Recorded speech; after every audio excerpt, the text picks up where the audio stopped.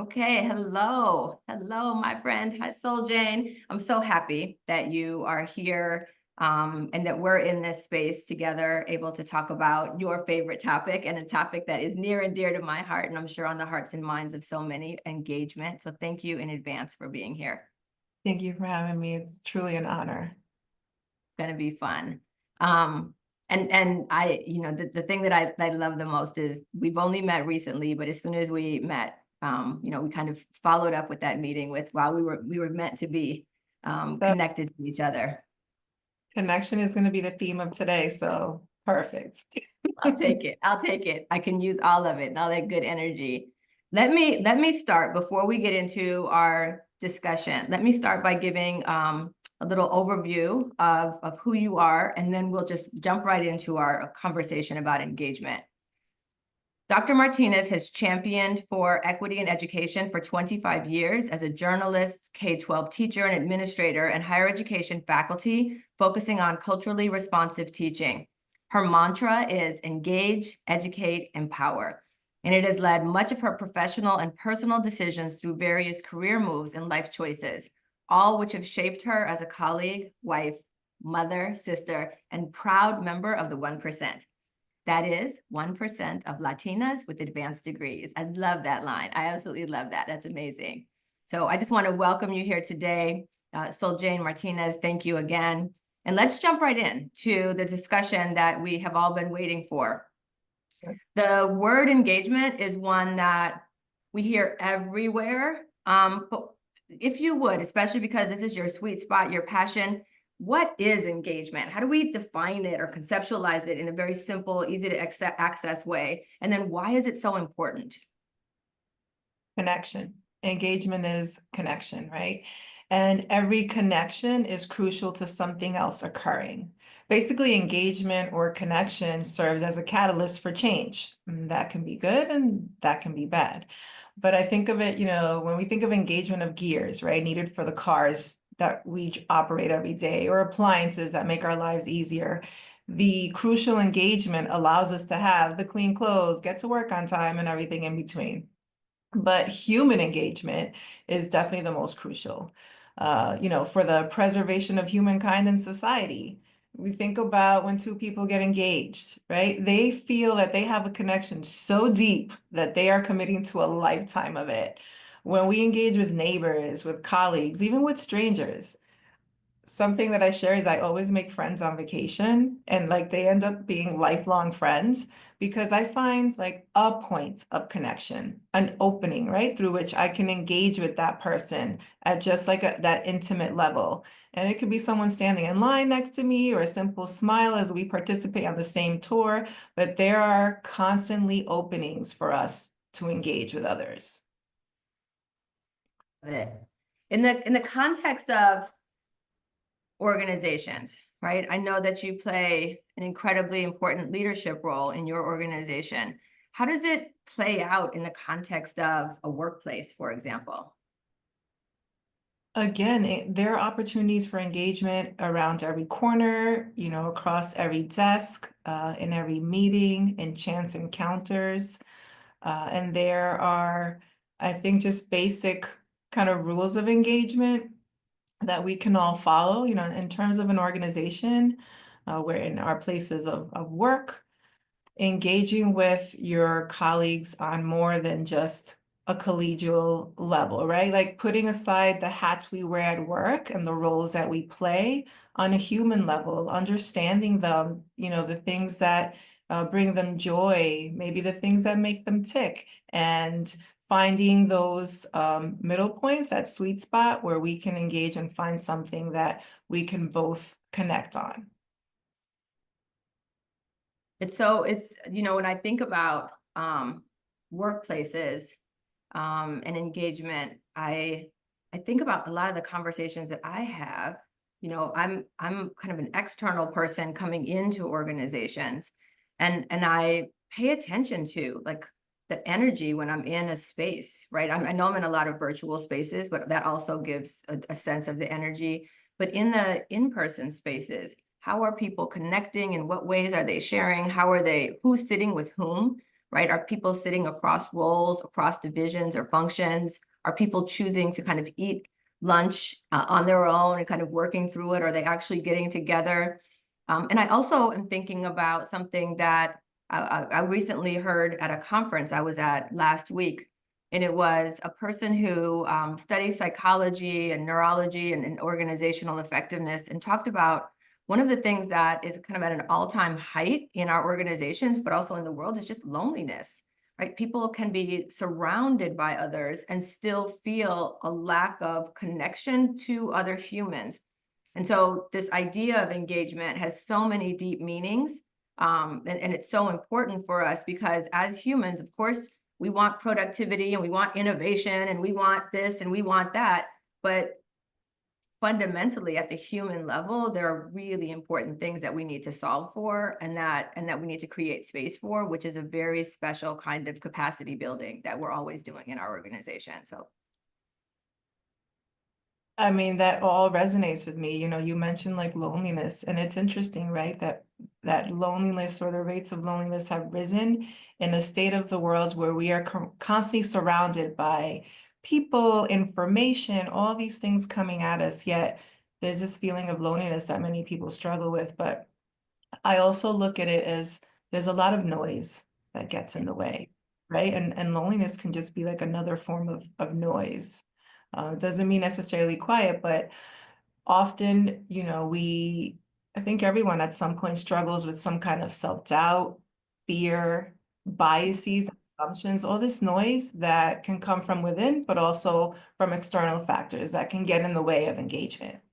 yeah, I love that you said that, the word noise. It's like it's a word that um I use a lot, and it's, I think it's my own personal experience, but I feel it when I talk to other people. There's just so many inputs from everywhere, and it's not a lack of opportunity to engage. That's not the issue, right? It's what, like, from a human capacity point of view, where do we decide to engage, and where is it kind of safe and affirming to engage, right? And I mean safe as in like this, I mean, I'm being invited in, there's a connection, something that feels good both directions and is kind of feeding both of us both directions. So yeah, there's plenty of opportunity. Even the more and more connected we are, the more we need to potentially even pay attention to the things that are most fundamentally human. Agreed, and as an educator at heart, and by training, I always encourage people to be curious. I say take it back to when we were kids and we were genuinely curious about the other kids that were around us. Like, that's how we made friends, in the sandbox, in the playground. We asked them about themselves, those are the openings, those little opportunities to connect and engage. Yes. I love that you said curiosity too. And it's interesting. The older we get, right? And this is just brain science 101. We start to kind of put things into categories in order to allow us to just have space for all the stuff that we know and that we need to learn and remember and be able to call upon. But what happens is we create these pathways, these neurological pathways that start to be kind of worn, like a patch in the grass. And then we just keep going along that worn path.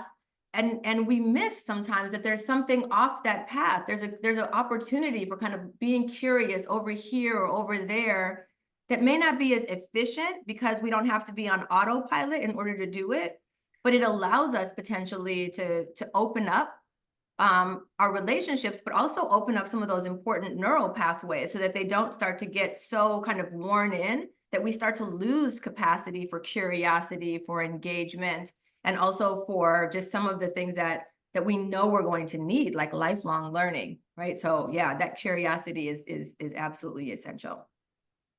Stay curious about books, and especially when you're facing something that's very different from what you believe. There's this term that I picked up with colleagues. It's be curious, not furious, right? Don't get upset about those things that you may not agree with or don't understand, but be genuinely come from a place of curiosity and begin engaging in those conversations and those new understandings. Yeah, yeah.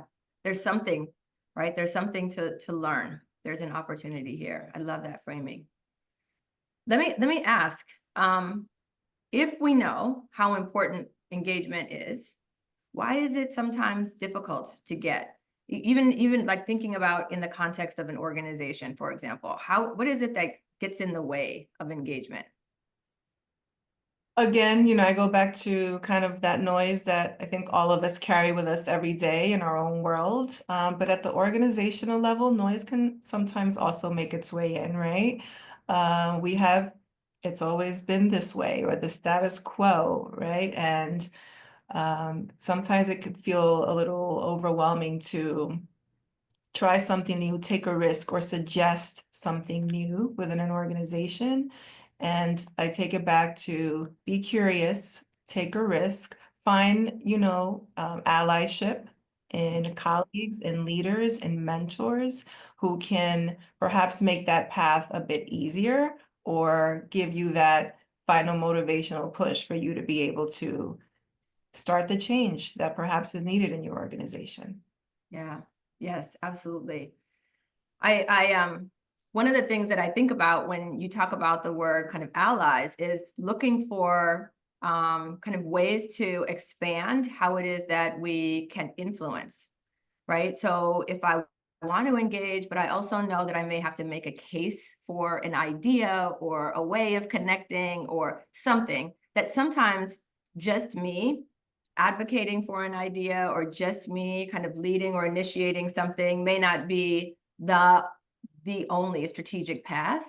And so finding people who may have more influence, who may have different networks, who can help us to kind of create inroads or to create the kind of synergy that we're looking for is often a good idea. I think about, and we talked about this even in the Inclusive Managers Toolkit in one of our courses, like looking for ways to think about what basis of power do I have? What are some of the influencing strategies that might be helpful to me in this circumstances? Who else might we bring in to supplement or expand either the bases of power that we have? Maybe it's somebody who has a higher level in the organization on as far as their ability to influence or make decisions, or it's someone who has a very different network, like you, for example. Your role, you have vast networks out into the community, right? And so to think about someone who is interested in engagement to say, you know what, I know someone who has amazing networks who could potentially, if I just connect in with this one person,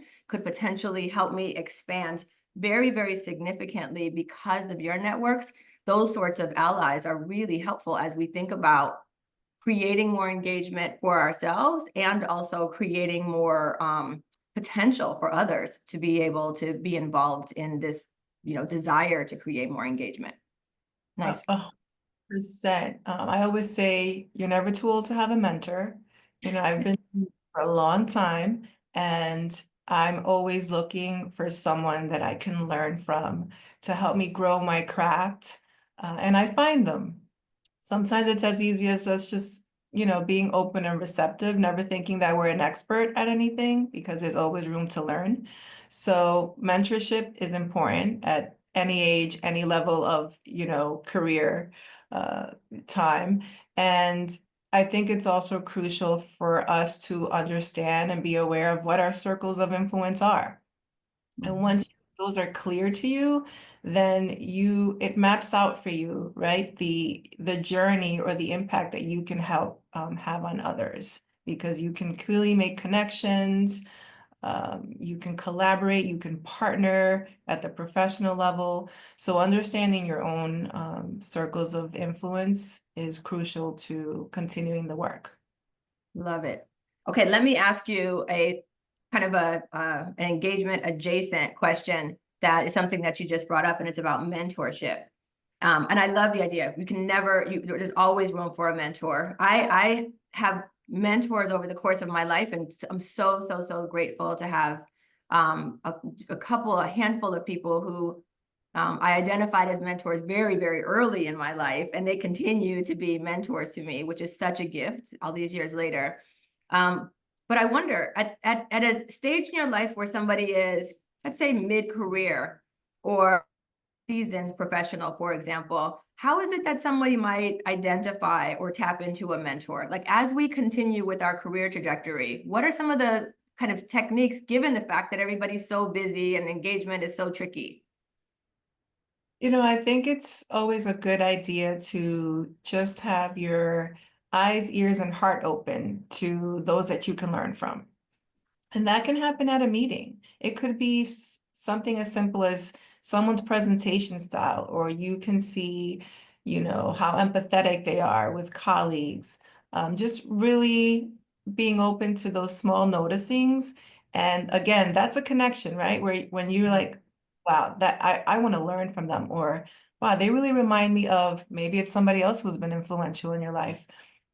So being open to those moments of engagement and connection. And the next step would be to approach them again out of curiosity, and something as simple as, I really connected with your presentation, or I'd love to learn from you. Whatever that opening might be, uh, I guess approaching it with humility and genuine desire and confidence that this person, I mean, who wouldn't be, right, flattered to be approached and asked to, teach someone, to help them grow as a professional. Love it. Absolutely love it. And I also, I love, the openness and the mind and heart, right? It's that connection is, I don't know. I think it's something that sometimes we don't remember, or we need to accentuate it as much as possible, that having our minds open is one thing, but hearts open is really, really necessary. Just hearts as in, I am willing and able to receive information that may not be information that I have had experience with before, or that I have necessarily been able to process in the same way. But let's see what happens this time. Let's see where this could take us. And And oh, go ahead. I was just going to add, and to receive it perhaps from a channel or a person that you would least expect, Yeah. right? That maybe in the past you wouldn't see connecting on a professional level. So that's also what I mean by openness, is putting aside any assumptions, biases that, may have shaped who we've become. Yes, especially in our very polarized world, right? Where we're like, I like this, I don't like that. I live in this lane, I don't live in that lane. This is right, this is wrong. To be able to give ourselves options for learning and engagement that are beyond maybe the categories that we've already established. One of the things that would be incredibly helpful is to think about an impact story. It's always fun, especially someone in your work who has probably years and years of beautiful experience, to share an impactful engagement story. So something like, what happened for who, what was the impact related to engagement? So I'll share about the time when I was the education coordinator here at Brown University. So this was around 2019. I already had a relationship with many school districts and schools, just also from my own experiences being a former K-12 teacher, my work at Brown coordinating all of our K-12 partnerships. And I was very aware that there was a disconnect between Brown University and local schools or students seeing it as a place that's unattainable for them, despite being in walking distance from our campus. I connected with the principal at one particular high school, and he wanted his freshmen and sophomores not to just have a day off when the upperclassmen were doing SATs, but he wanted them to do something that wasn't just a day off, a school day off. So I said, I'll bring them to Brown. We'll have them at Brown. No plan in mind, just yes. As an educator, again, any opportunity to work with students and, have moments of learning and growth, I'm going to take it. My colleagues from across campus, I came back and I said, by the way, I volunteered as to host, students from a local high school. My colleagues stepped up to the plate in unimaginable ways. We started putting together a day that introduced our local students to Brown and offered them a taste of what it feels like to be on a campus, whether it's our campus that they would decide to later on or any other campus. We wanted them to experience being a college student for a day. And again, it wasn't about Brown, it was about exposing them to these experiences. Because for a lot of our local students, campus visits are often an obstacle. And then there's, right, that narrative of the ivory tower being unattainable or inaccessible. And it was like this wall of misconception that a lot of students locally just grew up believing. And I wanted to be the new face and voice of the university to let them know you belong here. And I want to see you here, and I want you to see yourself here. So out of that, College Day at Brown was born. And I'll share some links with you for more information. But basically, College Day at Brown has now been happening for the last 4 years in a row. And it's a full day of students, local high school students, experiencing lectures. They get demonstrations, tours. They eat at our dining halls. The ice cream machine is a particular favorite. You know, they hear from students on panels, current Brown students, local students that are alum of a lot of the districts that visit us and are now here at Brown. And they hear about university programs like our pre-college programs. And while students, I'm sorry, then we offer, while the students are getting an experience on campus, the educators or the adults are also getting professional development. So in the past, we've had our admissions office offer a workshop on how to support students through the college essay writing process. A couple of years ago, our Office of Institutional Equity and Diversity offered a workshop with resources on the impact of what the then SCOTUS decision on affirmative action might do to, for our students and communities. So that was an engaging opportunity for educators. And basically, this day went from hosting a few dozen students from one school to 150 students from across every high school in Providence. And then it's grown to 350 students visiting us last year from 3 districts. And so, when you ask about the impact, I see the impact as access. It increased the exposure to higher education for many local students. They get a preview of what college will be like, regardless if it's in Providence or any other place around the world. And we do offer pre and post surveys, and those have shown an increase across students' interest in college overall. And for many, they want to learn more about Brown. And we're looking at like 94+%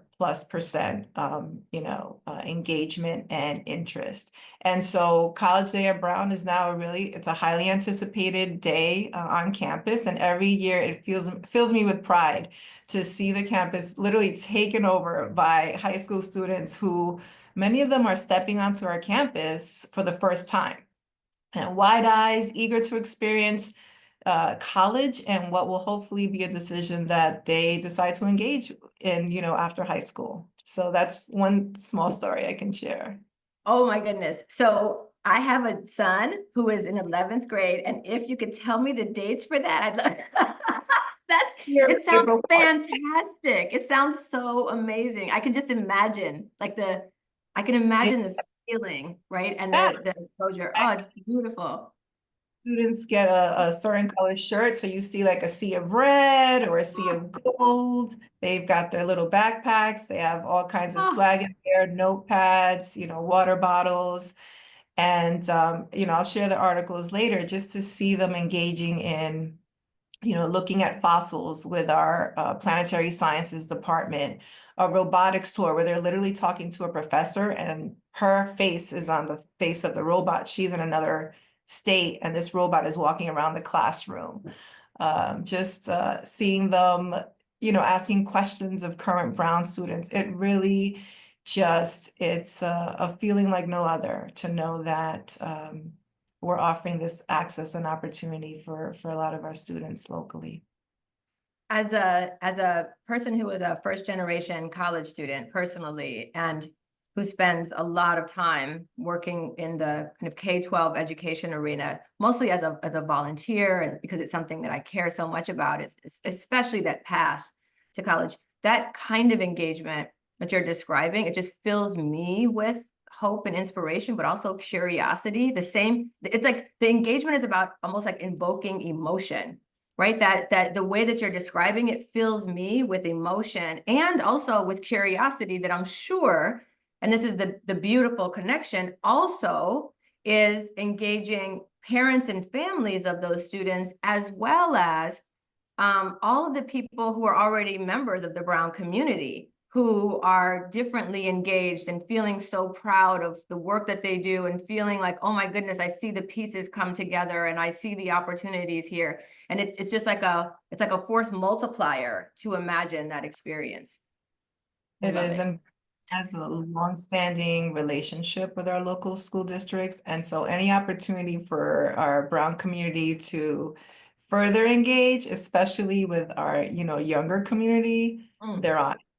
I love it. I love it. I have like a little tear in my, I just love that kind of stuff because it's just such a beautiful opportunity to kind of model who we are, right? And to create spaces where people genuinely feel like they belong. Like the amount of energy and emphasis put on making sure that these students feel like they're supposed to be here and they're wanted here sounds absolutely beautiful. Let me ask that we just kind of wind down this amazing conversation with just a couple of little practical takeaways.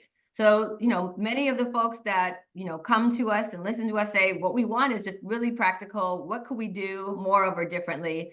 So if you were going to give some practical guidance on ways to create or nurture more engagement, what would it be? And maybe thinking about for people who are in a leadership role, actually have some ability to make decisions, for example. And also maybe people who are, just not feeling as engaged as they want to feel. They don't necessarily have a leadership role per se, but they want to be more engaged or they want to help create more engagement. What would you give us?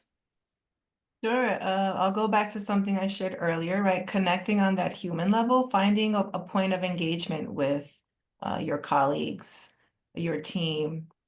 Maybe it's, a mutual love of a certain city or a shared hobby, or better yet, a hobby that you're curious about and you've never really heard about. Like I've learned about so many hobbies, here at the library that it's really made me go out and like want to learn about these things and engage with my colleagues like, well, teach me, what does that mean? And I'd love to hear this. So, these relationships build trust, and trust leads to deeper engagement. We know that, right? Getting to know someone, even, at the organizational level, getting to know your organization below the surface, beyond the usual, how are you as you walk past one another? Really asking, how are you? Right? And listening to the response and watching as they respond, because our body language will often give us away before our words do. And similarly, do that with your organization. What's below the surface beyond the mission statement on the website, right? We'll talk about espouse values and values in action. How are you Yes. making things that you're talking about, writing about, how are they living through your organization and through your employees? So leaders have a responsibility. And for me, I think that responsibility is to model the workplace culture that they want to see. And that begins with your own organization's values. So are they just words on a website? Are you living those every day? Are you modeling those in your leadership role? And, are you talking the talk besides just and walking the walk? For those that are in leadership roles, I always say just because you don't have the role of a leader doesn't mean you're not a leader. We all, can feel empowered in different ways and in different communities that we identify with. So for everyone, I would say engagement and connection is a basic human nature. Our species learned early on that it was more beneficial to engage with others in order to survive, right? So you don't need to be in a leadership position to do so.